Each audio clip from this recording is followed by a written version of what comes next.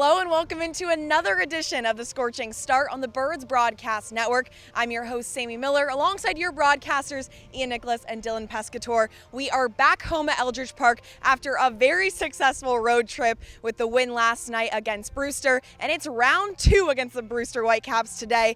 In the last 2 games for Orleans, their offense has been firing. Last night, they had 9 hits and 4 runs. When I talked to the players after the game, they said they feel so much more relaxed. How important is that, Ian?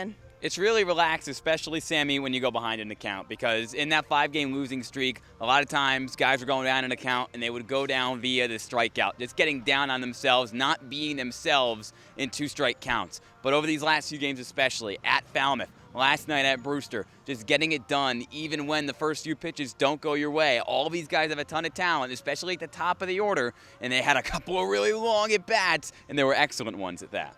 And another key to their win last night was, of course, their pitching. The starter was Chad Gartland, a pitcher from George Mason.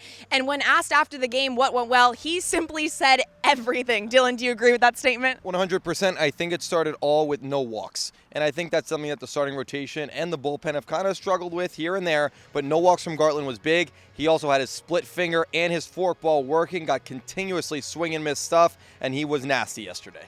And a player who had kind of a slow start in the beginning of the season but is starting to heat up right now is Andy Blake. Ian, what have you been seeing from him lately? I saw a guy who was hitting the ball really hard yesterday, but not just yesterday, throughout the course of the season. I know you said he got off to a slow start. He did statistically. He was hitting under 100 headed into last night, but his expected batting average on the year after last night is over 360. He's only got 3 hits on the year. We all knew he had it in him because at Columbia this past spring, he was the Ivy League Player of the Year, transferring to Duke for a reason, and if he's in the lineup against tonight, he's probably going to hit a few more balls deep into the outfield. Now let's talk about tonight. Starting on the mound for the Firebirds is Evan Truitt. He had his first start against Wareham, but it did get rained out. So now it's a new day for him. Dylan, what are parts of his game that you want to see kind of get adjusted? Yeah, I think it was a lot of nerves. The first Cape Cod start, it was in Wareham. It was a rainy night. Things didn't really go his way. He got spotted a 2-run lead in Wareham, and then the nerves kind of kicked in. It was walk, some bad fielding as well with the field over there in Wareham. So things just, it wasn't Evan Truitt's day. But today definitely could be. If the offense can get him another early lead, it's continuously attacking the strike zone because he has the stuff to compete with the top of the top. And like we noted before, the Firebirds are taking on the Brewster Whitecaps again today. So Ian, what type of adjustments are you expecting these Whitecaps to be making? Well, first of all, defensively, they cannot commit 3 errors early in the game. That was 2 runs, I wouldn't say necessarily gifted to the Firebirds, but it certainly didn't hurt the cause of Kelly Nicholson's crew. So play clean defense, and also just don't get robbed by center field. I mean, seriously, that was a huge momentum shift in the game yesterday. Fenwick Trimble, ground rule double, home run to center. Who knows what the real answer was? The final answer was home run. I don't think that will be a problem here tonight, given it's 434 in center here from Eldridge, but who knows? Crazier things have happened.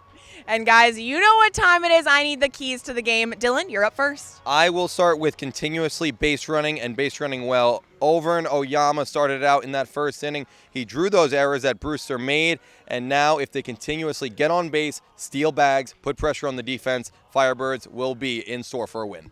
Dylan, I love it. Ian, how about you? What's your key? My key is the 2-run lead. I know the last time Evan Truitt started a game and had that 2-run lead, it didn't work out to a win, but in the last 2 wins for Orleans, they put up exactly 2 runs in the first inning. It's asking for a lot, easier said than done, but run support is so big for pitchers. Well, I'm excited. It's going to be a great game, and stay tuned for a lot more on the Scorching Start. All right, let's go to war, boys. You guys keep it out.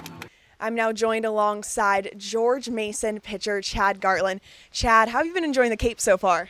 Well, other than today, it's been great. I mean, it's been beautiful weather, and team's great.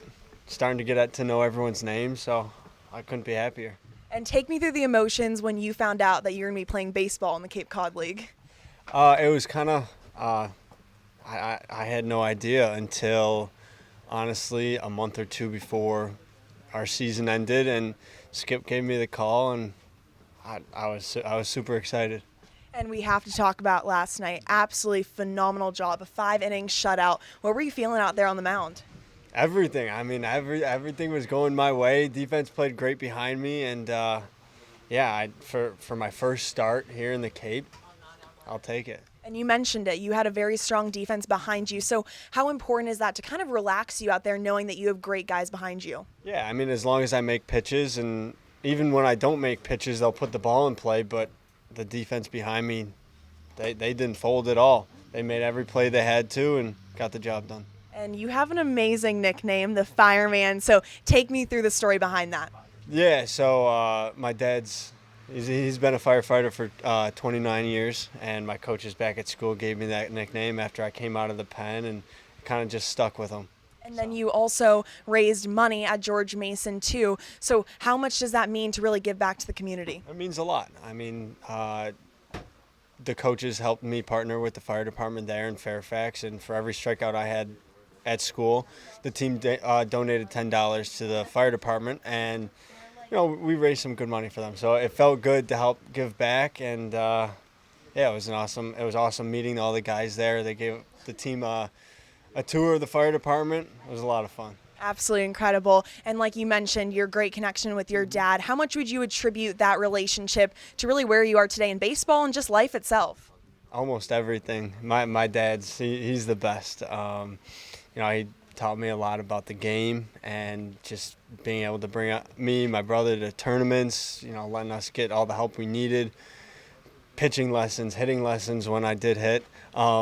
He did whatever he had to do, and my mom as well. Both of them they're awesome. And you had an amazing year at George Mason, the A10 Pitcher of the Year. So are there certain lessons that you're taking from your college ball season here in Orleans?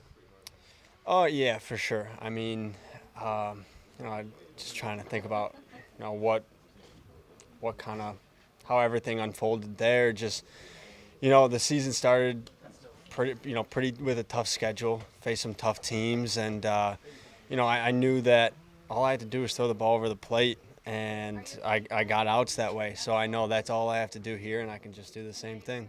And putting baseball aside, is there anything on your Cape Cod League checklist that you want to do in your time in Orleans? Oh, that's a tough one.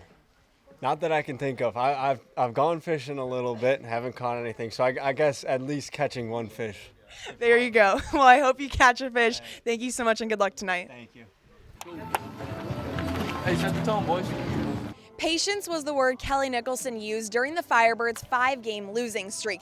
The longtime manager knew that if the players put in the work and remained patient, that good things would happen. And that's exactly what happened for Orleans. They're now on a 2-game winning streak. The energy is high, the bats are firing, and the pitchers are dealing. And that's because these players trusted the process. They came in for early mornings, worked with the assistant coaches, and really broke down their hits and swings, and now it's paying off. Their offense is firing from all cylinders, and we'll see if that continues tonight against the Brewster Whitecaps. Well, that'll do it for this edition of the Scorching Start on the Birds Broadcast Network. Make sure you tune in at 6:30 when the Orleans Firebirds take on the Brewster Whitecaps.